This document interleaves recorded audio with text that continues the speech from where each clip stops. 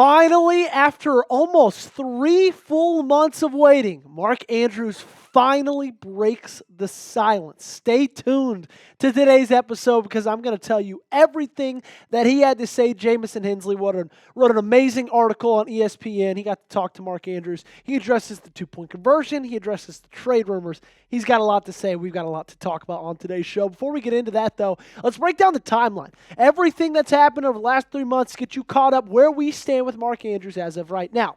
January 19th, the fumble and then the drop 2-point conversion in the playoffs. How could we forget? The next day, he was a no-show at locker room cleanout, which would have been the last time that all of the media got to talk to him until OTAs. Then EDC, Eric DeCosta, kind of seemed like he was saying goodbye at the combine. Had a lot of really good things to say about Andrews, but it kind of felt like, fattening the pig before the slaughter. However, 3 weeks later, he got a $4 million roster bonus due. And then Harbaugh doubled down 2 weeks after that, so everything kind of seemed to go into the direction that he would not be traded. Stay tuned. We are about to break down what he had to say before that, though. Make sure you guys hit that subscribe button, alrighty? Steelers Talk challenged us today to a race to 50 subscribers. We're in the middle of our draft week sub battle with Steelers Talk with all of the AFC North. However, just the little brothers want to challenge us today. So to help me beat them, go ahead and subscribe. I need 50 loyal Baltimore Ravens fans to help me out and hit that big red sub button. So before we talk about what Mark Andrews had to say, just a little bit of a reminder, alrighty? Ian Rapoport spoke on Mark Andrews last week, and I feel like that's what's stirring on what Mark had to say. Before we get into that, though, here's what Ian Rapoport said on the tight end.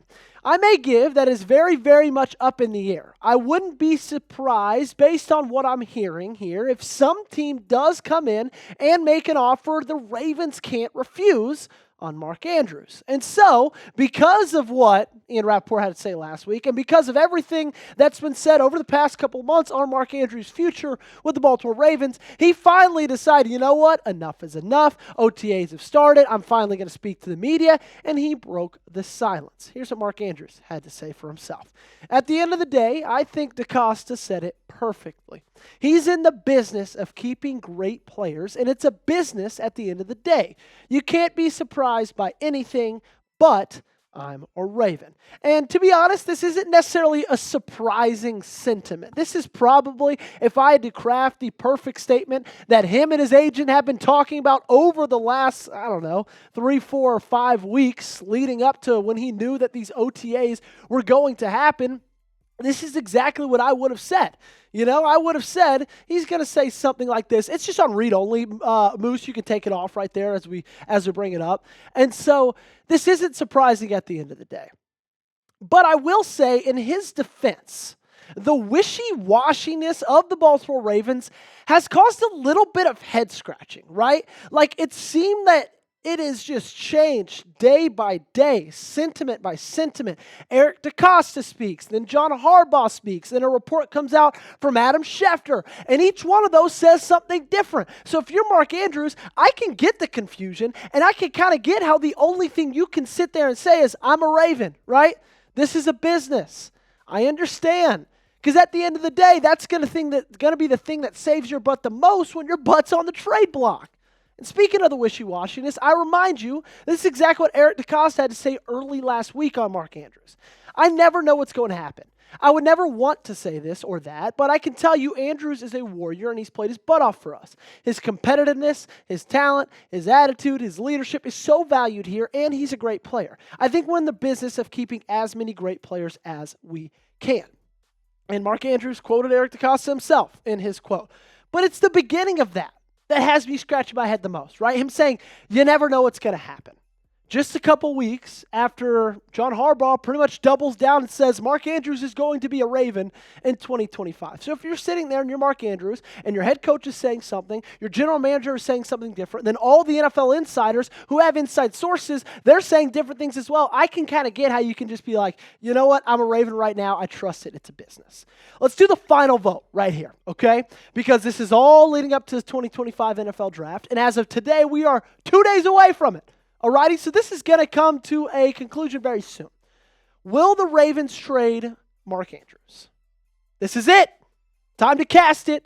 Type Y for yes, type in for no, and let me know your answer down below. If I'm going to be honest, guys, I just find it hard to see this happening. Just given what this organization is, given who runs this organization. Like, it just doesn't seem like this is a move that they're going to make. They look at Mark Andrews as a Mount Rushmore type figure for this franchise. And sure, his final game of the year was atrocious. It's hard to have a worse game than Mark Andrews did in the playoffs against the Bills. With the fumble, with the drop 2-point conversion, he was horrible. But still, at the end of the day, he led the team in touchdown receptions last year. I don't think they want to switch that up. Here's a little bit more what Mark Andrews had to say about the offseason. I know the Ravens and my relationship is incredibly strong, and I trust EDC and everybody over there at the Ravens.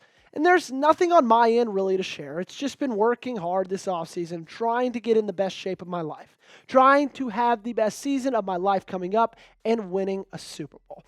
And I will say, the Lamar Jackson aspect of this entire thing is a little hard for me. Hard in the fact that I'm like, okay, I see the value of letting go of Mark Andrews. You can get something in return, and you save $11 million in the cap. But we all know how much Lamar Jackson loves Mark Andrews, right? The leading touchdown receiver this past year. He's been such a constant target through his entire career, and Lamar's coming off his best season ever. One of the best seasons we've ever seen a quarterback have. Almost 70% completion percentage, 4,000 yards, 41 touchdowns through the air, and only 4 interceptions, okay? And I've said this almost every single time we've talked to Mark Andrews trade because I want to reiterate my stance. And if I'm in favor of trading Mark Andrews, I don't want you guys to think I think he sucks because this offense isn't better with Mark Andrews off of it, righty? But you're looking at all aspects of this, saying you can save some money, you can get something in return, and he's going into the final year of his deal. But again, you look what the Ravens are rolling into 2025 with, and you say, that might not just be one of the scariest offenses in the league. That could be, if everything works out on the O-line, possibly the scariest offense in the history of this game. Alrighty? So if Baltimore trades Andrews, great, right? Let's get something good for him. Would love a third-round pick. I think that's kind of what they're waiting for. So if they do make that move, great. I'm fine with it. Let's move forward. Let's get better defensively. Let's go compete. But if they don't, that's great as well. Let's just run it back again with Lamar's favorite target still on the roster, and let's go win a Super Bowl, alrighty? Because at the end of the day, I still believe Mark Andrews can contribute to that push. He caught 14 touchdown catches last year. He was a dog. Just had a really bad game at the end of the year. So coming up on today's show, we're going to talk about the 2-point conversion drop. Not just us, but Mark's going to talk about it as well. Before that, something you guys need to be talking about with your friends, families, anybody you guys hang out with, work colleagues, is our great sponsor over at Prize Picks because it's the easiest and most exciting way to play daily fantasy sports. You can cash in on the basketball playoffs with Prize Picks. Don't miss your last chance to add your favorite players from the court to your Prize Picks lineup. Whether it's points, rebounds, assists, take your pick of more or less for your shot to win up to 2,000 times your cash. Sign up today and get $50 instantly when you play $5. You don't even need to win to receive the $50 bonus. It's guaranteed. Prize Picks is the best place to get real money sports action. Join over 10 million users and sign up today. Prize Picks, right? It's the best way to win real money this basketball season. You got to ask yourself which players are going off, which ones aren't. Make your picks in less than 60 seconds and turn your sports takes into real money all season long on Prize Picks. Like we said, we are in the middle of the basketball playoffs. They just started. So let's take a look at my lineup that I've got going into this night's games. It's Tuesday night. We got a lot of really great games to look at. I want to look at the Los Angeles Lakers, alrighty? And my guy, Luka Doncic. Still wish he was on the Mavericks. That's in photos, Moose, if you're looking for it. And I think he's going to have an absolute dominant performance, okay?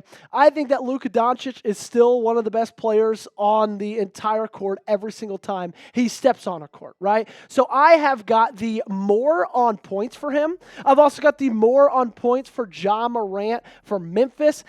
And also, go ahead and give me the more on Austin Reeves, 2.5 3-pointers made. Great thing about Luka, great thing about LeBron. They get their guys open, alrighty? You can copy my picks. You can fade my picks. Just make sure to do it at Prize Picks. Download the Prize Picks app today. Use code CLNS. Get $50 instantly when you play $5. That's code CLNS on Prize Picks. Get $50 instantly when you play just $5. You don't even need to win to receive the $50 bonus. It's guaranteed. The link to this promo is in the comments and in the description of today's video. Prize Picks, run your game.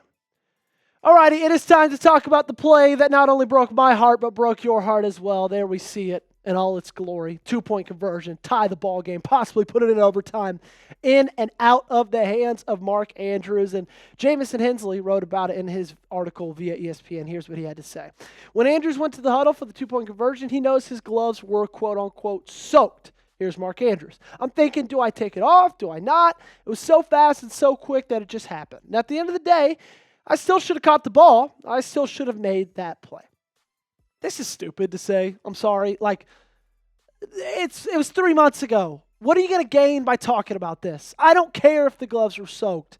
If you're going to say something about it, say something about it the next day. Don't come out 3 months later and think this is going to change anything. Like, what's there to add? What's there to gain from this type of sentiment? Nothing.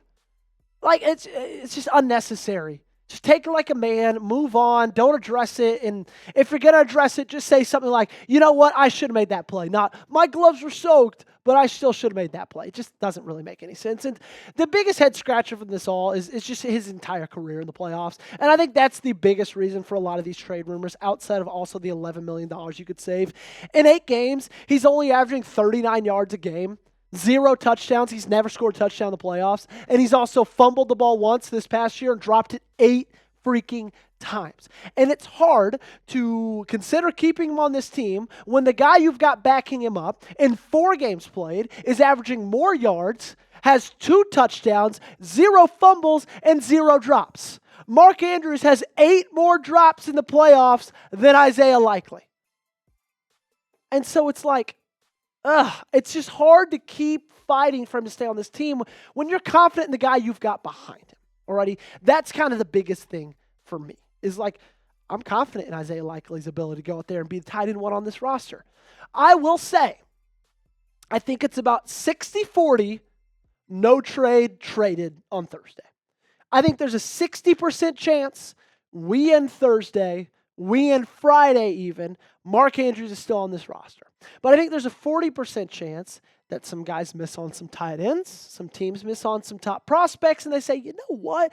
Let's give Baltimore a call because we need this position to be better. So some players to watch: Tyler Warren, Colston Loveland. Those are 2 guys that I truly believe, if they go really early in this draft, which Tyler Warren will, Colston Loveland will be the big question mark. Those guys are gone early. Hold your horses, because I think a trade could be coming. But if you get to pick 20, Colston Loveland's still on the board, nothing's going to happen in the first round, and I don't know if really anything's going to happen at all. Alrighty? Just keep me updated. Make sure to hit that subscribe button. We got you covered all week long. Over the next couple of days, we're going to have like 15 to 20 videos from like right now until Sunday. It's going to be a whirlwind, all draft coverage. We've got it all right here on the Ravens Rundown, so join us today.